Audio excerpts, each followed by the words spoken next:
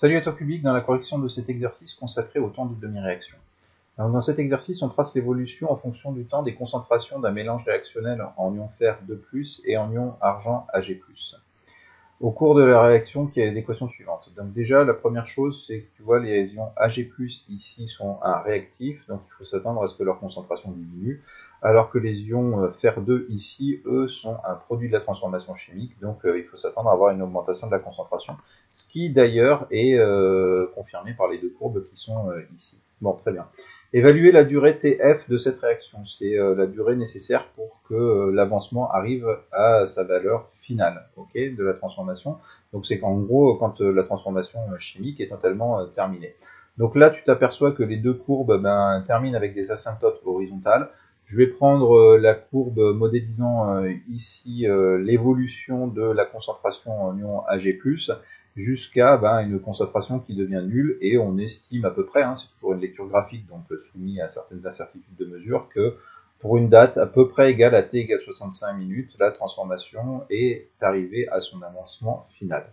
Déterminer le temps de demi-réaction. Pour déterminer le temps de demi-réaction, il faut regarder à partir de quand la concentration en ion Ag+ a été divisée par 2. Donc ici, on est à 8-10-2 mol par litre. Si je divise 8-10-2 mol par litre, je tombe à 4-10-2 mol par litre.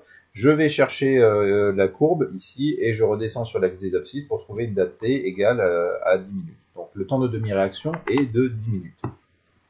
Une question ici qui est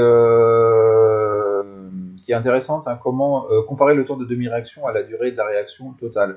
Alors, contrairement à ce que son nom l'indique, le temps de demi-réaction, c'est pas la durée nécessaire pour que finalement ce soit la moitié de la durée totale de ta transformation. Non, je te rappelle la définition du temps de demi-réaction, c'est la durée nécessaire pour que l'avancement soit égal à la moitié de sa valeur finale.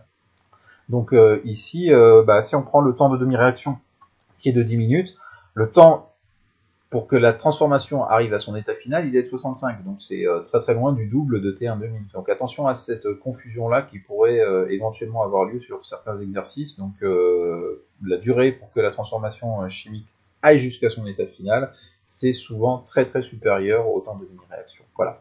Donc ça, c'était juste pour mettre en lumière ce point-là qui peut poser éventuellement des problèmes de compréhension, que j'ai souhaité corriger cet exercice. Voilà, écoute, je te dis à très bientôt sur la chaîne.